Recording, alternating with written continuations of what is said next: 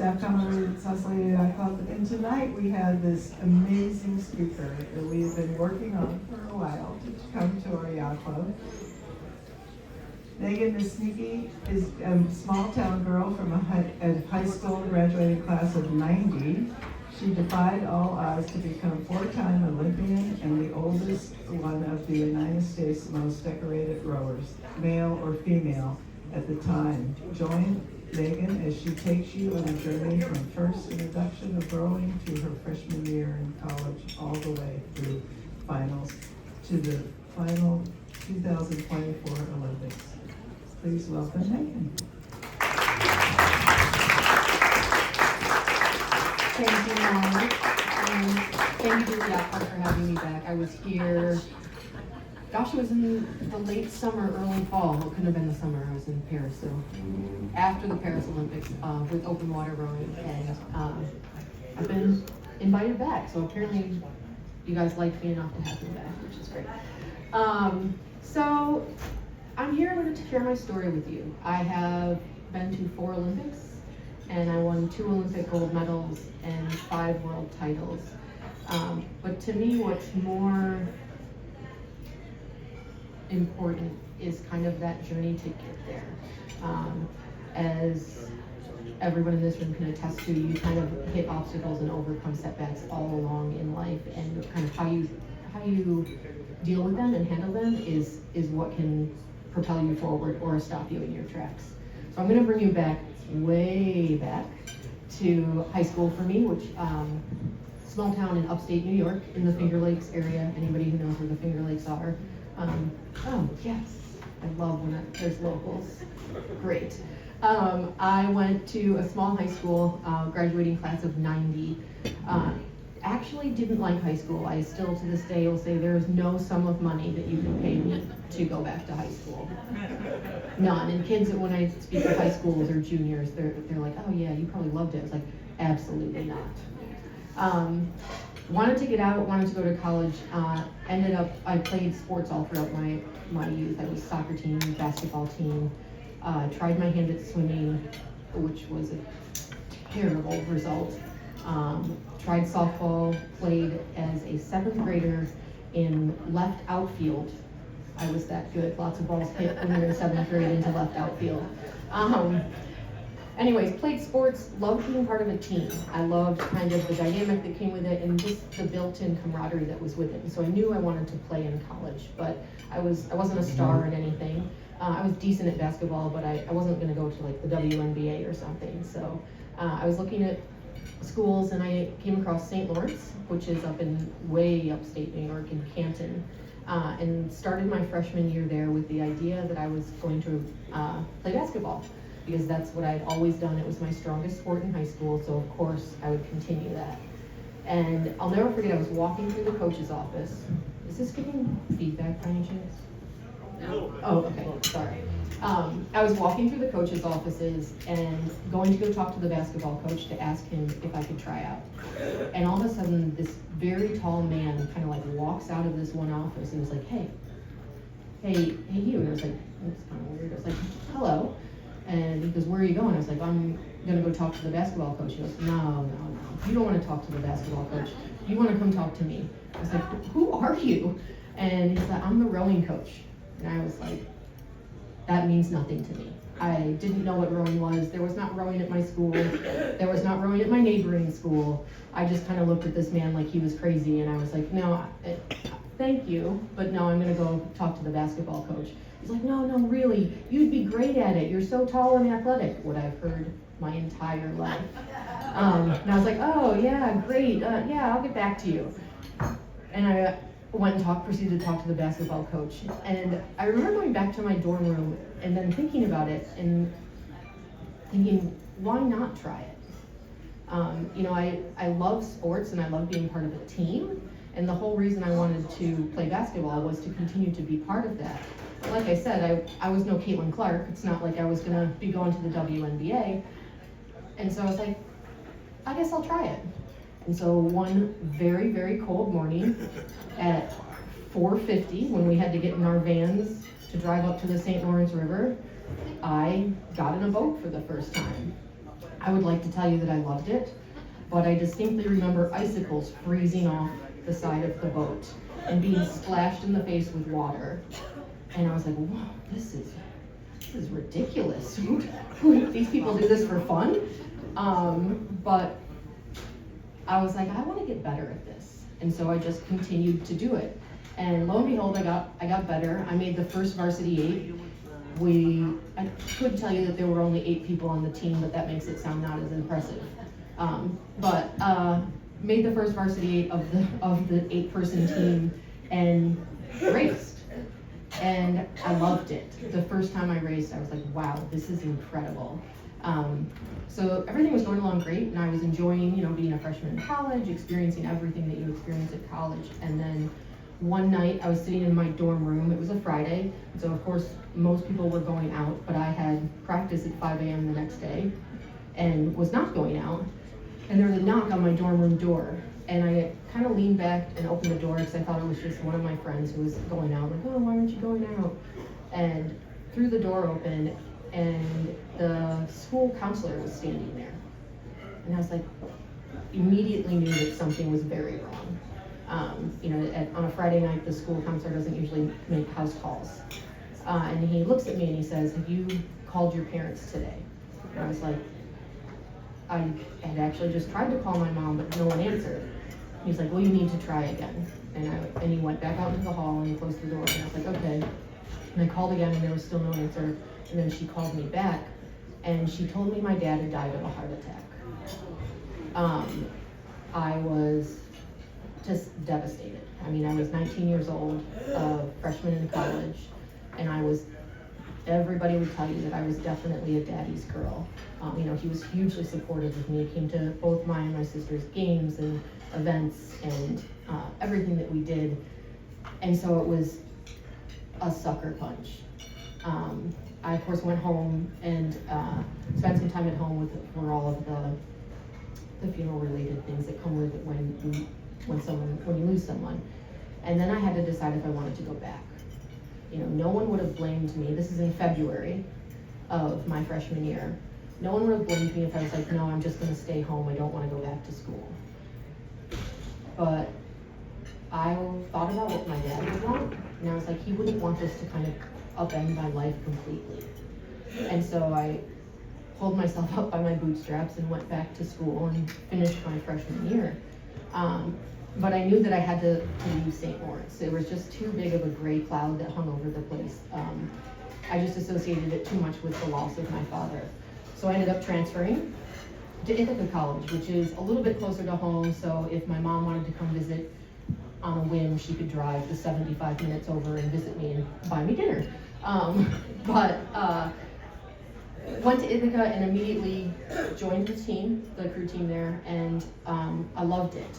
Again, it was all part of being this team and kind of learning to push myself to a level that I didn't know that I could before. And set goals and balance schoolwork with my athletics, with my social life, and just kind of come into my own, really. My senior year, I was set to graduate and had no idea what the national team was, but we were at NCAA's and someone was scrambling to fill a last-minute slot for a development camp.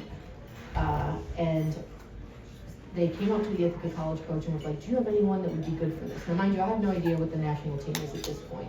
I've rowed for 4 years. I'm fine. I'm good for a Division III woman for sure, but I'm definitely not national team material. I will later find out. Anyways, she pointed me out. She's like, oh yeah, you should ask this woman to go. And so I went and was promptly cut within 2 days of attending this camp. I remember getting there and just being, I'm pretty tall. I'm just shy of 6 feet. I have heels on, so I look a little bit taller, but I was short next to these women. And anybody who knows rowing, your rowing is, the assessment they use, the standard kind of is a mile time in running, is a 2K time in rowing. So what you can pull for 2,000 meters on an indoor rowing machine is kind of like your standard. I pulled a 7:11. at this time, I don't know what anybody else on the national team was pulling. I just know that I was sent home within 2 days. So apparently I was nowhere near it. But I remember when I was around all of these other women, looking around and being like, wow, this is amazing. Like, look at what these women do and how they do it together, and they're training for the Olympics. How cool is that? I was like, that would be great. And so I went back to where I ended up moving to Boston, because Boston has a huge rowing scene, and joined a club there. And I was like, my only goal was to get myself invited back. I had to get invited back to Princeton, which is where all of this takes place. The women's team is based in Princeton, New Jersey. And so I trained and worked a full-time job at, I was a secretary at Mass General. I was applying to become a nurse, or go to nurse practitioner school. And so I would, literally my day would consist of getting up at 4:30. I would go to practice so I could be on the water by 5:15, row until 7:30, and then be to work by 8:30. I would usually take public transport to work because I didn't want to arrive sweaty. But once I left work, I would run from the hospital where I worked to the boathouse as a warm-up. It was only like 3 miles, so at the time it wasn't anything major.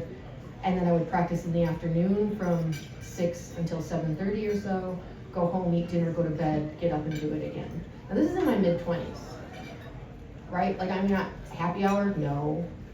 Out on Friday nights, no. But I knew what I wanted to do. I was like, I thought I knew what it would take to do it. And so I just kind of committed to doing that. It worked. I was at an indoor race a year after I had been training in Boston, and the national team coach was there. Now, I had previously said that my 2K was 7:11. I wanted to be under 7:10. I was like, yeah, it's gonna be good if I'm under 7:10. And so I went like 7:09.9 or 7:09.8, and the assistant coach came up to me and was like, you should come to camp again. And I'm thinking, yeah, of course she wants me to come to camp. I'm like going 7:09, I'm really fast right now. I was like, yeah, I'll come to camp for sure. She's like, okay, it's this summer, come to Princeton and you can try and make the boat. And I was like, okay, great. I was cut again. That one hurt a little bit more. My 7:09 wasn't quite comparable to their mid 6:40s that I later learned that they were pulling. So a little off the mark, not super close, but at this point I was like, all right, I know what I need to do. I want to get myself invited back here, so I'm going to continue to put my head down and train. And so that's what I did.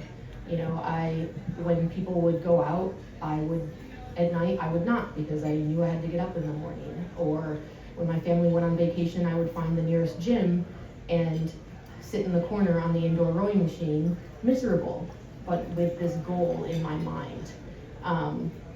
And I knew that I had to do something different, because what I had previously been doing was not working. But for whatever reason, I just believed that I could do it. So I went and I did this and I trained and I came back and I was invited to the training center to live there in Princeton, which is kind of the dream, the goal, because he had seen, the head coach had seen that I had been progressing, and he was like, okay, why don't you come, and this is in 2008, after the Beijing Olympics. He's like, why don't you come in the fall, join the new group that's coming in after Beijing, and you can live and train with the group. I was like, all right, great. And so I went there, and I was faster at this time, and had progressed, but I was still not good. I spent the whole year in the bottom 3 or 4 women. And I remember at this point starting to really get discouraged, and then, to be quite honest, like, look for something to blame. Like, oh, the coach must not like me, or what about this one time that I did well compared to like the dozens of times that I was beat.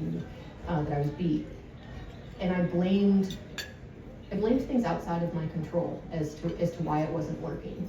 And then end of the year comes around when it's time for him to start to select for the world championship team. And he sits me down on the bench that I will later come to know as the bench that he cuts everyone on.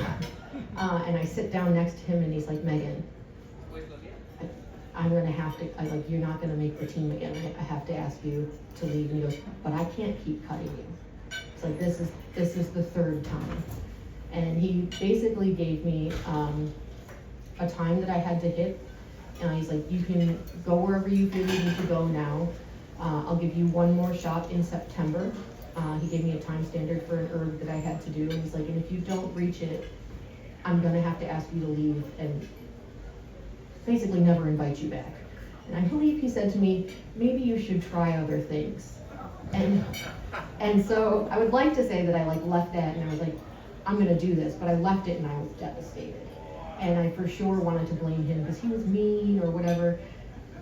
But with a little bit of time and perspective, he was right. Like, the women I was competing against were on another level. So this is 2009, and for an idea, the U.S. women's team, the women's 8, started winning in 2006, and were 6, 7, by 2009, we're in their 4th year where they were undefeated. I mean, these women were good, they were formidable, and I was definitely not as good. I was not good enough. And so again, I went back to the drawing board and tried more, tried harder, tried to do different things, tried anything that I could that was within my control to alter, to see if I could put myself in a position to hit this number. So I wasn't sent home. And I came back that fall, and it worked, thank God. I actually crushed the time standard that he gave me, and so I wasn't sent home. And that summer, the summer of 2010, was the first year that I made my first national team, and I won my first world championship in 2010. I then won my second world championship in 2011. I won my first Olympics in 2012. I won my third world championship in 13, my fourth in 14, my fifth in 15, my second Olympics in 2016. And it was incredible. I was part of a women's team that went 11 years undefeated. There is no other dynasty in sport that has done that. It's not talked about because it's rowing, but look it up. The women's soccer team hasn't done it, and certain men's teams haven't done it. I was part of this group that was incredible. Come 2016, I knew I needed to step away. I needed to kind of figure out who I was outside of the sport.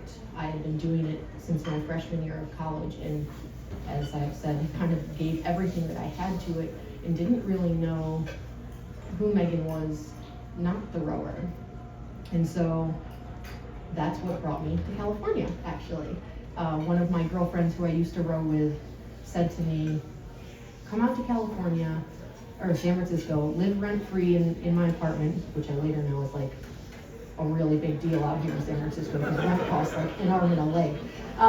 Live rent-free in my apartment for a little while and just figure out what you want to do, see if you like it. And I was like, okay, why not? I mean, I had been to California once for 2 days for a race in college, otherwise I'd never been here.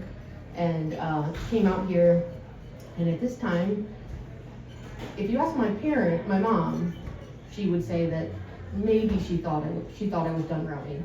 If you ask me, I would say I was on sabbatical, and spent a few years out here, kind of figuring out what I wanted to do. Did a lot in the health and wellness and the fitness industry because I love being active and working out and working with people and kind of helping them push their limits and belief that they can achieve something that they may not have thought that they could have before.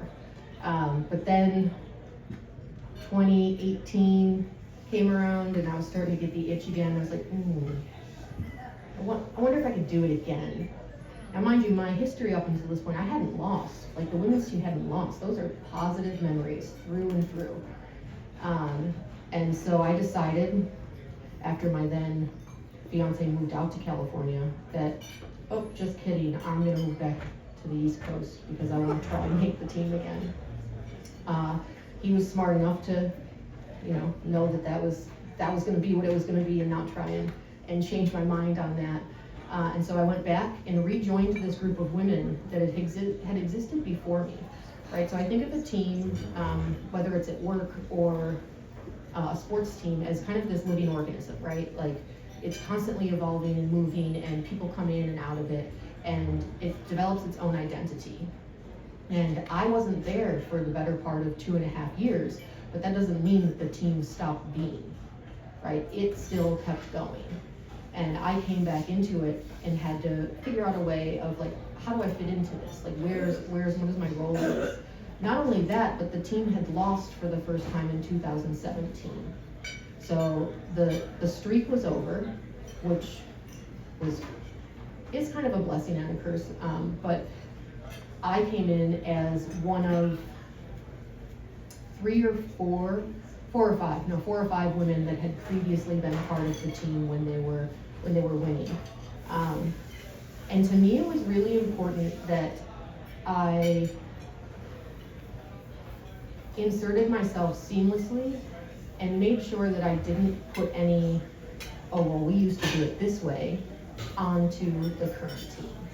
Because if everyone's like, oh, you're gonna be a great leader, and it's like, well, what are you gonna tell them? It's like, I'm not gonna tell them anything. Like, these women are totally capable and have been doing everything that they need to be doing on their own. Like, if I can provide examples by what I do, then that's great. But it's not about disrupting what they already do. It's about fitting into it and seeing if I can add to it. Like, can I help make it a little bit better, but not change it?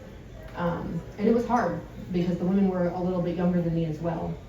But I did. We added in, and my first World Championships back was 2019, and we came in 3rd place,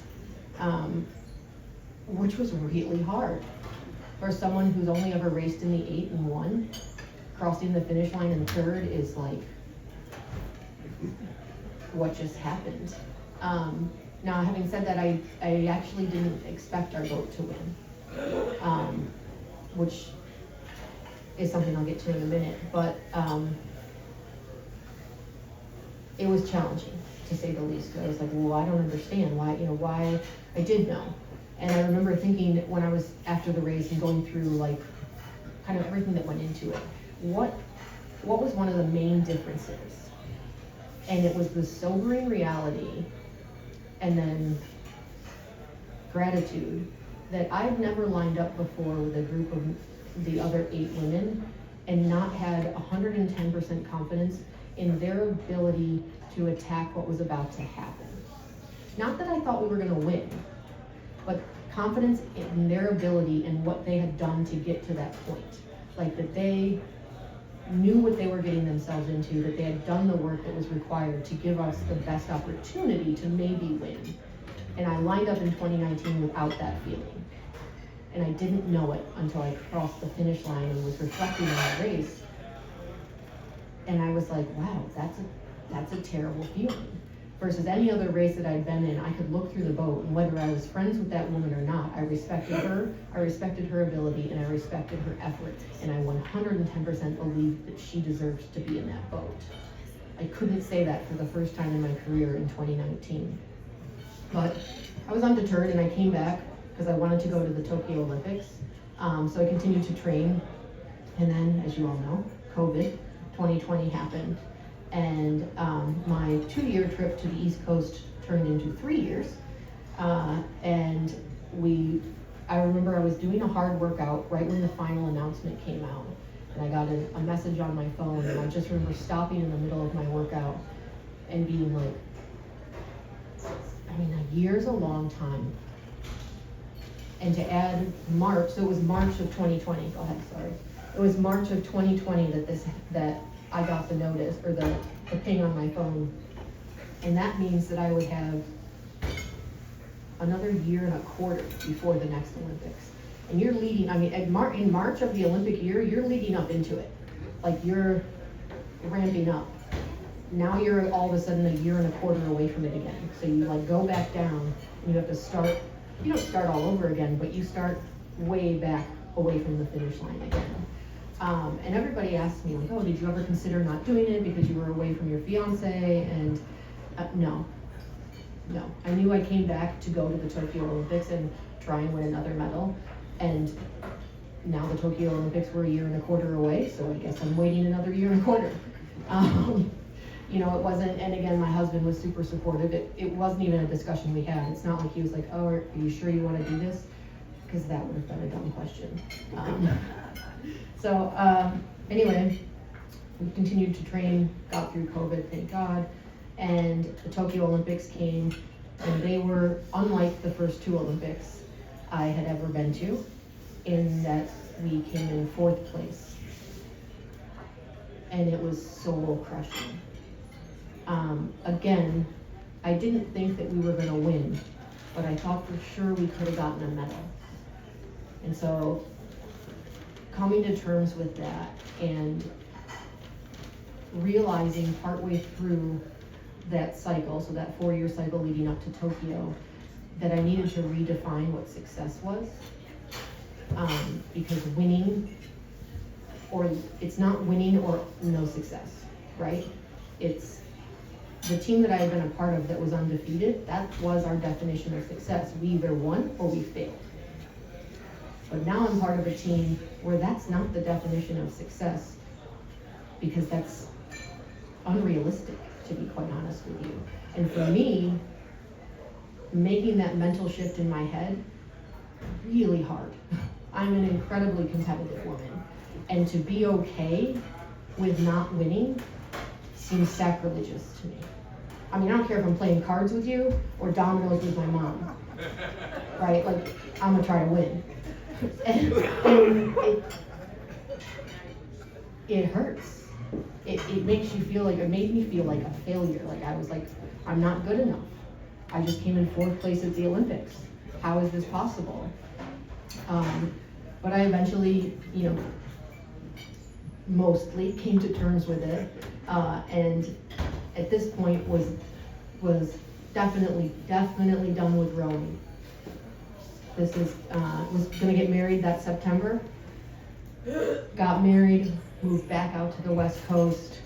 My husband, conveniently, is one of the men's national team coaches, or coaches at a club in the East Bay that sends men to the men's national team. So 15 of the male rowing Olympians were out of his club this past summer. So I'm always around rowing. Rowing doesn't ever leave. And that turned out to be rather challenging, to leave rowing when rowing never leaves your house. But I tried. I gave it the old college try, one would say, until my husband's coworker said, you should just get in a boat and row for fun.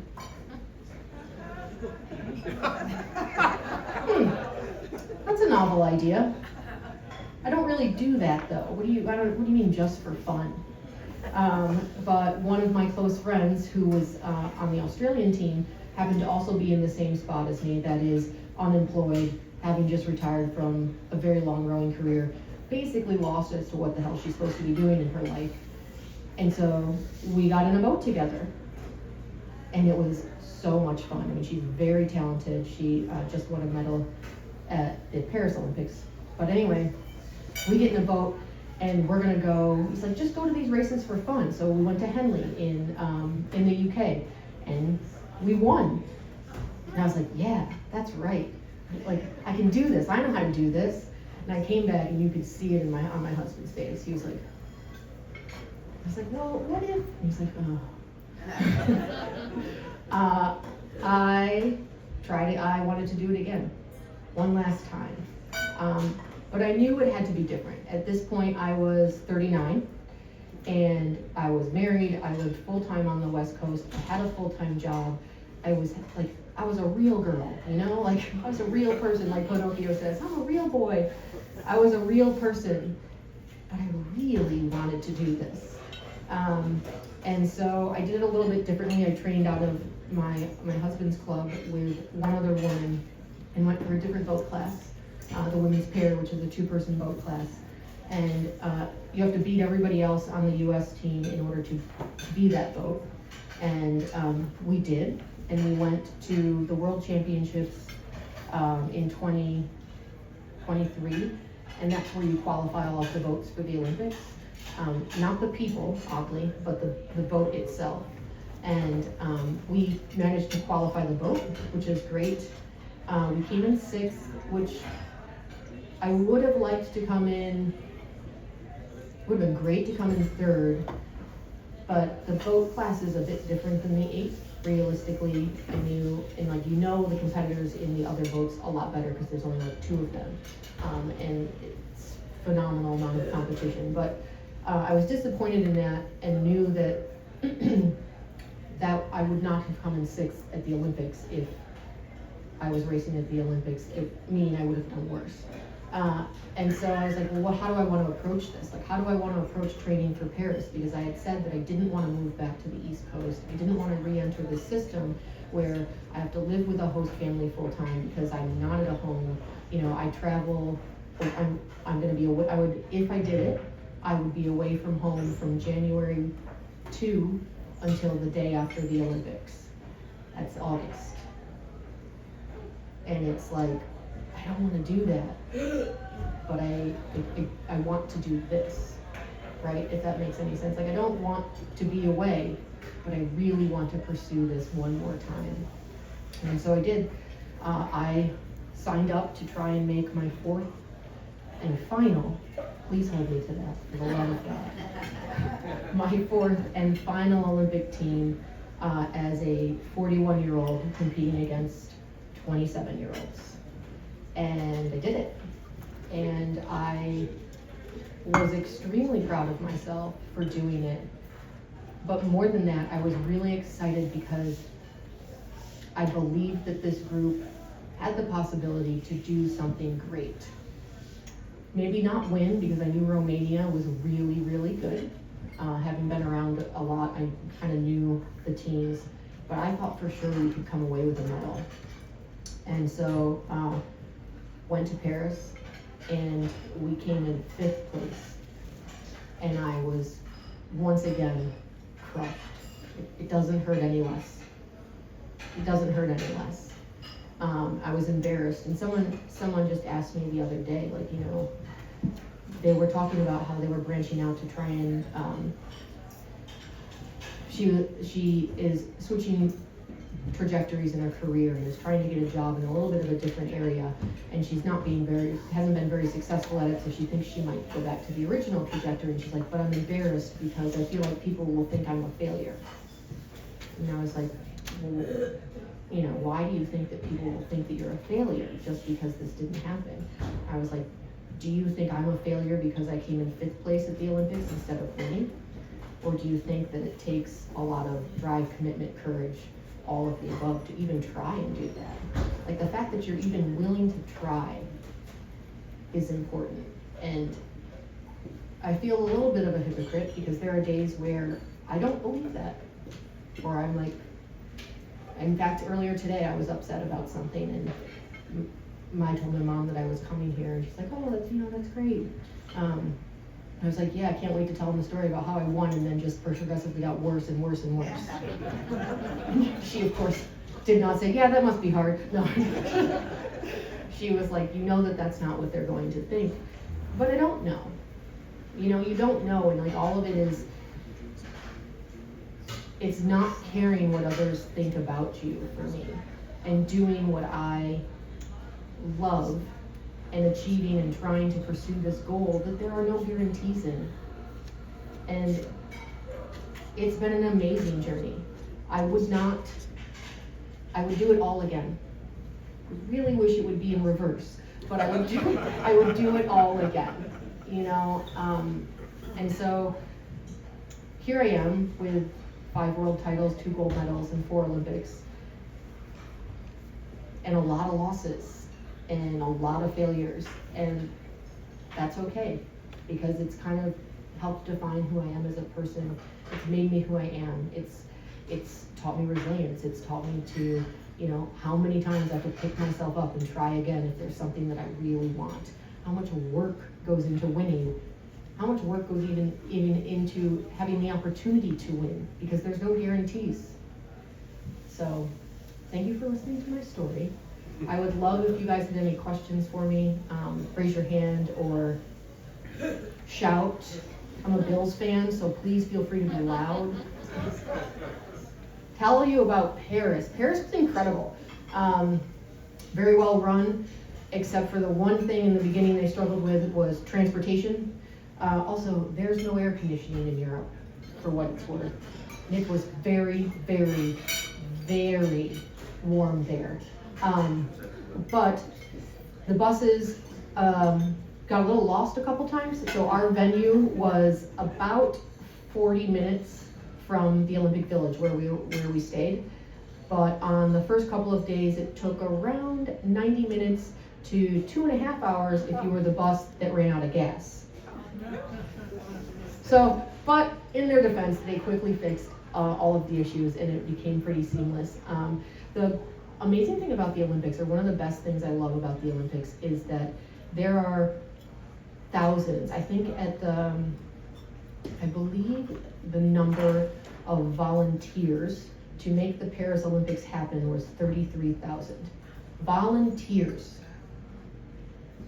That's incredible. Like, those people were part of how I was able to even do that.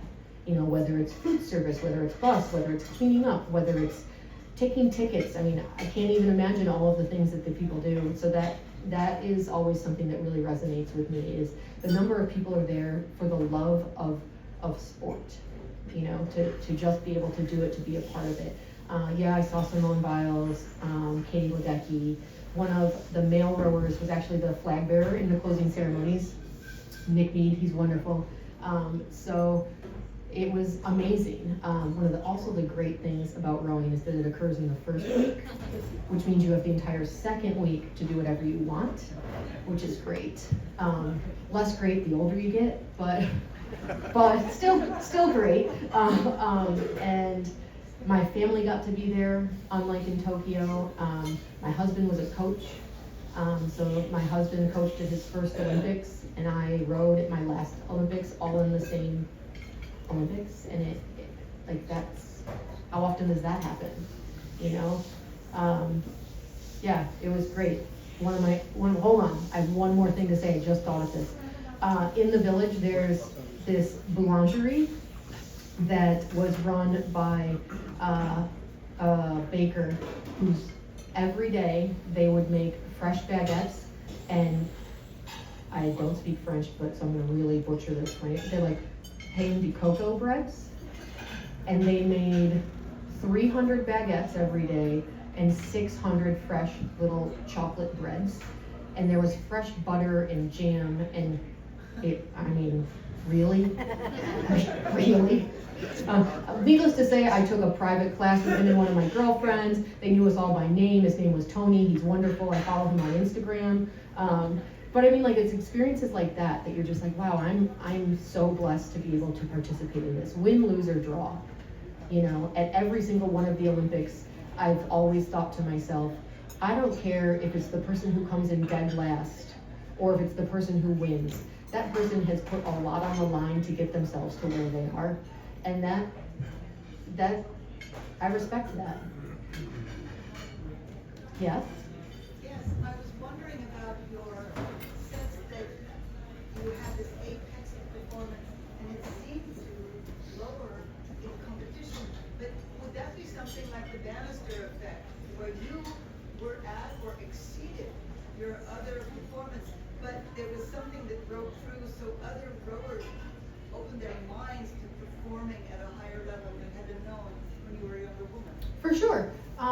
If I'm understanding you correctly, I think definitely that has happened. So the women's 8 field and women's rowing in general has gotten progressively faster and more competitive every year. We were the U.S. women was the gold standard. I mean, people would sneak into boat parks at night and look at measurements on our boats to see what was happening. Like, they would want to know what type of workouts we were doing. I think that it is only a matter of time before you start to catch up, or before someone else starts to catch up. And I also think initially there's a little bit of the turnover in the team when there's a certain mentality and drive that goes to, I liken it to knives. So there are some of us who are steak knives, and then you have your butter knives. You can't have a team of butter knives and expect to cut a steak with it. And sometimes there are more butter knives in the drawer than there are steak knives. And you understand what I'm saying? But that's not necessarily a bad thing, because I feel like if there's at least 1 or 2 steak knives in there, then maybe the butter knife will be inspired and can start to turn into something that's a little bit sharper. That's how I did it. I mean, full disclosure, I was a butter knife. I was just thrown into a pool of steak knives and was like, whoa, if I'm gonna make it, I need to. What I did was I looked at the women who were successful, and I was like, what is she doing? How does she do it? How does she train? How does she recover? How does she eat? How does she race? Like, I literally had the book in front of me of how to win. These women won. And so that's just kind of what I did. I was like, okay, I'm going to try and do everything that she does. Again, no guarantee that that's gonna work, but it's a good place to start. Do you fun row today? Did I fun row today? No, do you in general? No, you know, that's a good question. No, I don't. However, I did get in a boat with one of our team steak knives, if you will, who was out visiting the club just a few days ago, and it was the first time I was in a boat since Paris. It took a little while to figure out what was going on, but by the end we were moving well, and it was fun. And did I have the thought, I wonder if I could do this again? Yes, I did. Did I tell my husband? No, I did not. I sat on that and was like, we'll just let that pass. Well, wait, you're being recorded, so Yeah, you can hear this. that's true. That's very true. You mentioned Henley. What was your impression of Henley? Henley is so much. I've been to Henley 3 times, twice in an 8 and once in a pair, which is the most recent one. And Henley is, I mean, I don't know how to describe Henley. I describe Henley as a really posh head of the Charles. And it's a lot of fun. Again, it's the first time that I've ever experienced shores lined with people that are, I mean, they sit there all day long drinking their Pims in a chair, hopefully not falling in. Sometimes they do. And just watching the sport. You know, rowing is obviously huge, or maybe not obviously, but rowing is huge over in the UK. It's the rowers there actually make enough money as a living to be rowers, which is kind of cool. So to row at a place like that is really special. Plus I won, which is great. Yeah. What was the time that got you back to Princeton? So it was on a 6K instead of a 2K, and I actually don't remember the exact time. I just know that it was 30 to 40 seconds faster than what I was previously going. Yeah, it was a full pull. I was not just gonna show up and be like, all right, let's hope this works. Yeah, it was, I remember thinking that it was actually impossible. I was like, there's absolutely no way that I can do that. And What do you pull now? like today? Yeah, 640? Oh, no, so my 2K PR is 6:30 flat. I graduated college with a 7:11. And my 6K is 20, God, this is something I really should, no, 20, mid-30s, right? Yeah, 20, high 30s, 2038, 2037, I think, something like that. But that was back in my prime, like 2015, 2016. That's one of the other things that I've had to adjust is, like, as you get older, things change. Right? Like I'm not really dropping the watts like I used to when I was 27 as a 41-year-old woman. But I hold my own. I will say I do a pretty good job of holding my own. Yeah? In all the Olympics, what seat were you in the boats? Yeah. So in my first Olympics, I was 5 seat. In my second Olympics, I was 6 seat. In my third Olympics, I was 7 seat. And at this previous Olympics, I was 5 seat. I'm always in the stern. So, well, it's technically the back of the boat, but it's the front of the boat to us. Which I learned, I forget the gentleman's name, but when I was here for the Open Water Rowing Club, there's a gentleman who took me out on his sailboat, and I was like, oh, I'll go sit in the stern, and he's like, you are in the stern. Because I'm used to facing away from the direction I move, and so like, to me, port is on the right. It's not, newsflash. Just in case you're wondering, it's definitely on the left. But I've always been like, oh, right. Nope, that's, so, but stern. Always in eights in all the Olympics. In all the Olympics, yes, always in eights. I've raced in,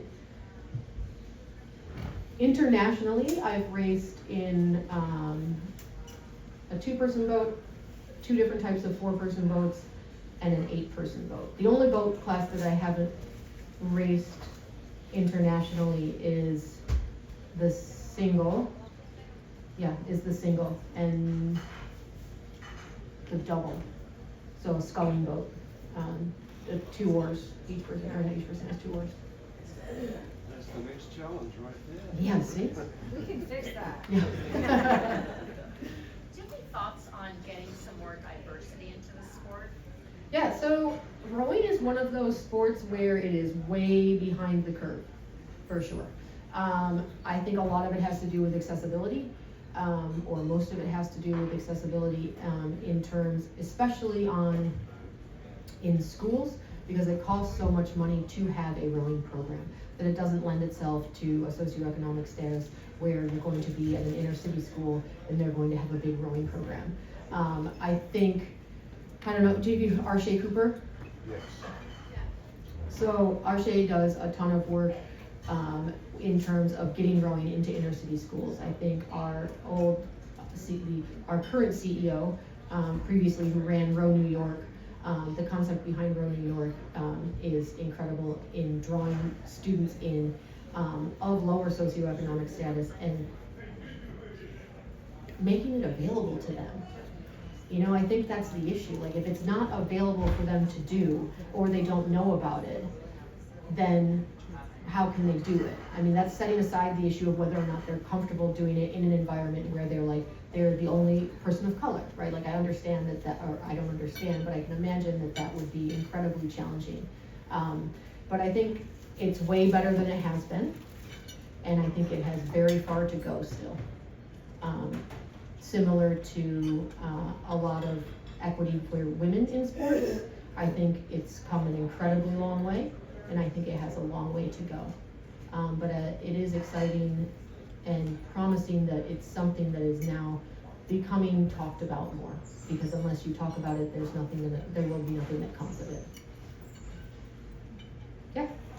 With the success of the book and the movie, The Boys in the Boat, Which I haven't read, by the way. is there content to produce a Girls in the Boat book? It's funny that you say that, because the women's team Instagram is Women in the Boat. So, you know, I don't know. I would imagine no, because no one's gonna watch it, to be quite honest with you. You're a room full of rowers. I'm just saying, if there was a movie out that was identical, so think about how many of you knew that the women's rowing team went 11 years undefeated? Right? That's a dynasty. Tell me another team that has gone 11 years undefeated. And what, 5 people raised their hand? Right, it's the reality of our sport. It's a harsh reality, because it would be great if it were more mainstream, if it were more like, I have just as many medals as Lindsey Vonn, but I'm not talked about like Lindsey Vonn. It's the nature of the sport. Yeah, you know, and like, you do the sport because you love it, not that she doesn't do the sport because she loves it, but I'm saying, like, rowing is very much an intrinsically motivated sport. At the most, I made $2,000 a month in the pinnacle of my career to do the sport. So great, that covered my groceries for a month maybe, you know, but it doesn't matter.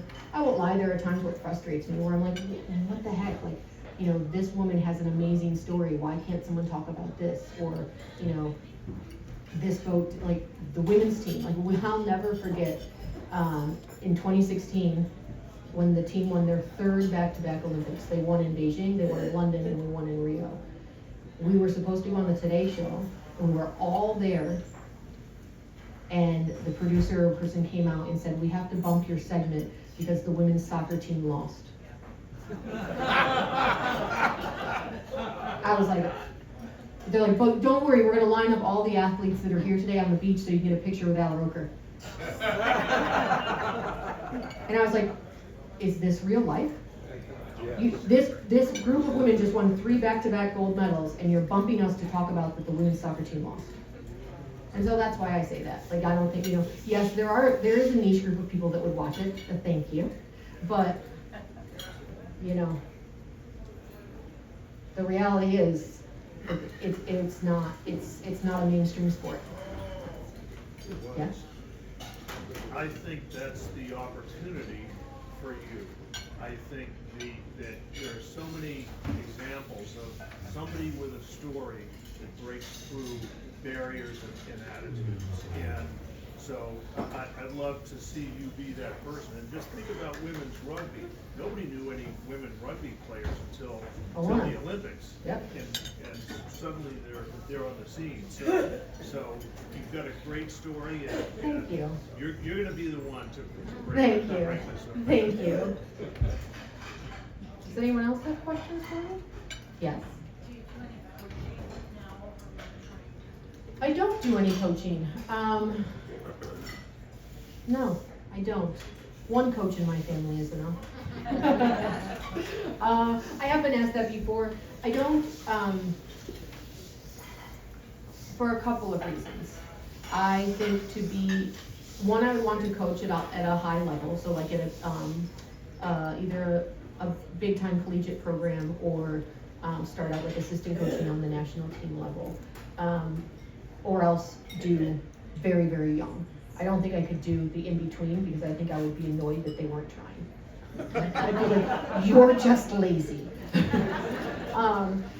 But then watching my husband as he's progressed through his career and how much he dedicates to it and how much work he puts into it in terms of studying, the physiology, the psychology, different programs, watching video of different rowers. I don't have that passion for that. I love to do it. I don't want to read 6 different books and watch hours of film of someone else doing it. I want him to do it and then tell me what I need to do, or need to try to do, I guess, in that regard. But so no, I don't anticipate that I will coach. Anybody else? Yes? In my garage, I have posters of Olympic women and other women that I adore in sports. I'm wondering if you brought posters that you could sign that I can stick up there, that I go out every day and I said, hey, I'm gonna do this today, I can make it. I don't have a poster, but I do have, I can't believe I didn't bring them with me, that was really a dumb thing. I do have very large trading cards, so like 4x8 trading cards, that if I get your address later, I'll send you one for sure. My garage is my big inspiration. That's great. Is that where you work out? Pardon? Is that where you do all your workouts? I don't work out there, I go work out with someone, but I'm a skier. I'm Okay. 69, and I'm still skiing, and Heck yes. because of you guys, it's like, you guys are up there every day. I think I can still work out, I think I can do it, so my garage inspires me. That's great. And see, that is an example of why I love to do what I do. To be able to have a woman who's 69 say that it's inspirational when she looks at me, or to have a little girl, or when I speak to high schools, I've had kids come up to me when I tell them that I wasn't prom queen or prom king, and that I hated high school and you couldn't pay me any amount of money to go back to it. To have someone come up to me and be like, wow, I really don't like it here, that really resonated with me, I'm really struggling, but you gave me hope to just keep going through high school and know that I can come out the other side. Like, those types of things mean more to me than any like sponsorship or like movie that came out could. Yeah, that would be nice for sure. Like, I'm not gonna say that I wouldn't like it, but that's amazing, so thank you. My mom is... How lucky we're here and I'm looking at you live. Oh, my mom is one of my biggest inspirations. She's 73 and she still bikes and skis and does the whole 9 like that. So we come from hardy stock. Do you and your husband like to sail?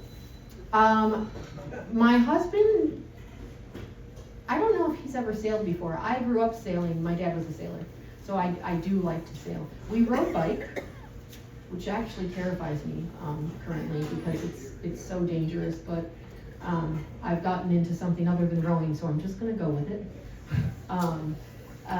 No, but I haven't been out in a sailboat since I was out with the open water, Wayne and the open water people. Well, why don't you come and sail with us? I should come and sail with you.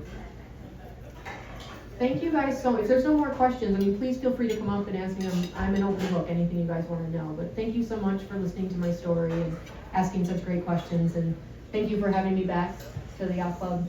It was wonderful. Thank you.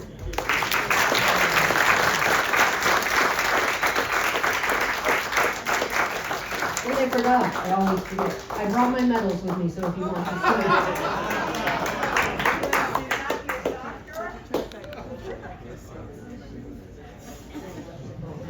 Thank you so much, Meghan. I want to say, I've been to Henley in the 90s, and I saw the rowers, but I was really impressed with the little ships. Because all those little ships are there after the races, and you get to see the World War II ships that saved the people around France and brought them back again. Anyway, so thank you so much. We really appreciate you being here. March, we have, let's see, February, we have everything you ever wanted to know about your 911 system and didn't even know to ask from the person that manages it. In March, we have Stephen Woodside, who is our council member. He's talking about it's Call of the Sea, the Matthew Turner. And in April, we have the Historical Society talking about yacht clubs in Sausalito. Who knew that there was so much about yacht clubs in Sausalito? So please come back, third Wednesday of every month. Thanks so much.